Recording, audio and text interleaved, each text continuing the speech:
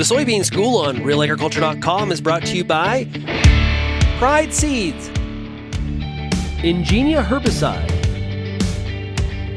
and Cruiser Max Vibrance Beans.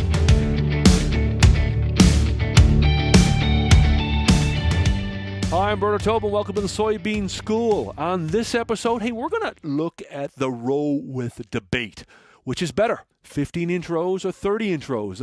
We have soybean growers in both camps, and today we're going to look at the case for both management systems and maybe decide which is best. For that discussion, I've asked OMAFRA soybean specialist Horst Bohner to weigh in on the debate. Hi, Horst. Always great to have you on the Soybean School. Yeah, it's great to be here. Good to see you. Hey, now let's kick this off. A lot of growers feel there is a yield penalty when planting 30-inch rows. What does the research tell us? Well, that story comes from the very early days of soybean production in northern climates. Researchers did that work and farmers did as well. And of course, what we quickly learned is that there are a few bushels on average that you lose when you go to 30-inch rows compared to more narrow rows, whether that's 7.5s or 15s. Now, the interesting part about it, Bernard, is it's not a huge number.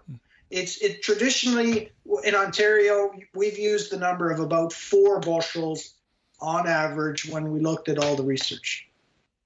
Now, if I'm planting 30-inch rows, should I be planting long season varieties? Well, so one of the projects we're working on, and we started it last year, is we tried to answer the question, if you go to 30-inch rows, are there ways to reduce that yield penalty? And the other part of that is, of course, some growers say, listen, that's old information.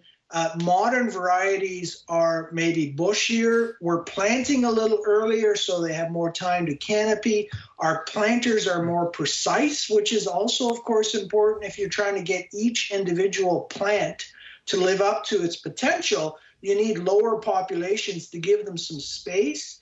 And then, of course, you've got the whole issue of white mold in some parts of the province, and if we can get some more air through there. So there may be good reasons to go to 30-inch rows, right?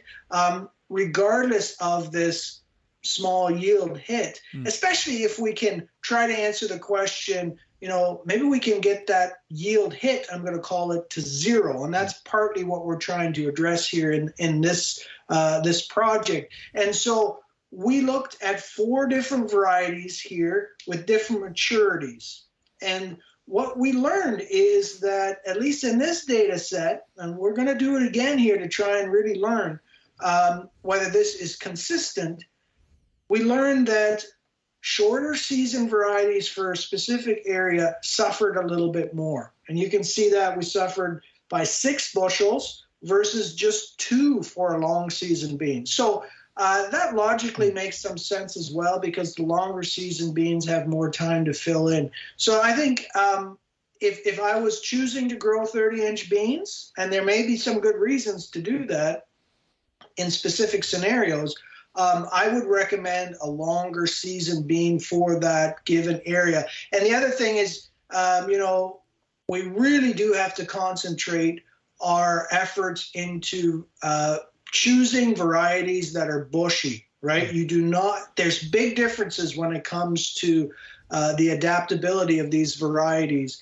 The only other thing I would point out from this little data set here from last year is that in every case, we lost going from 15s to 30s. So it's not like these varieties today are radically different than they were 30 or 40 years ago in terms of this yield penalty to 30-inch rows, at least not the ones we've tested so far. Hey, when it comes to, comparing 15 and 30-inch rows, how do they respond to inputs? Is there a difference, yield response to fungicide, for example? Yeah, and so I think that's the key, right? If you're going to grow beans in 30-inch rows, maybe we can get a little more out of the inputs that we're throwing at soybeans, including a 2x2 band of fertilizer, including a fungicide like you just brought up, or maybe even some other strategies to try and get that canopy to close fast. Maybe they respond a little bit better than 15s.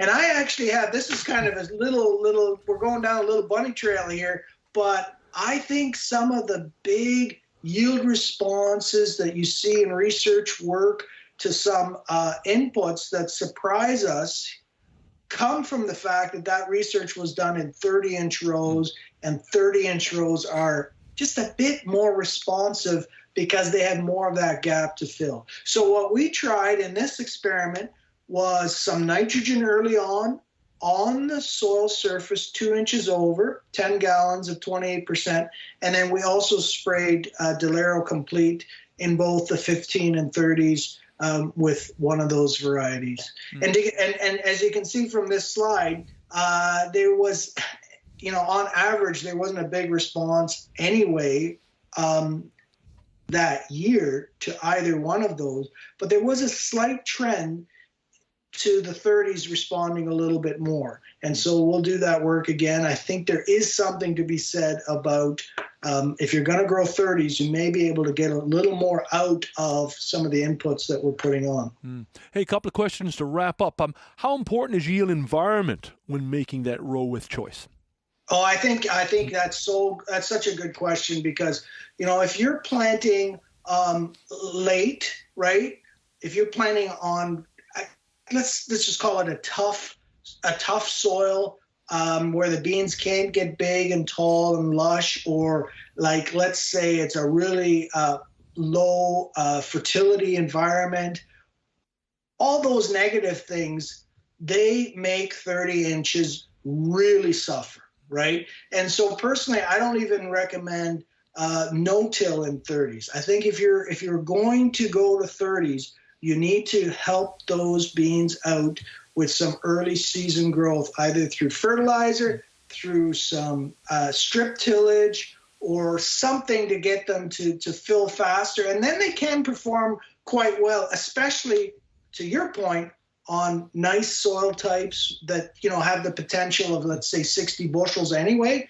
Where you really suffer is in a 30 bushel environment, up north somewhere, a field that has not had a good history of high yields.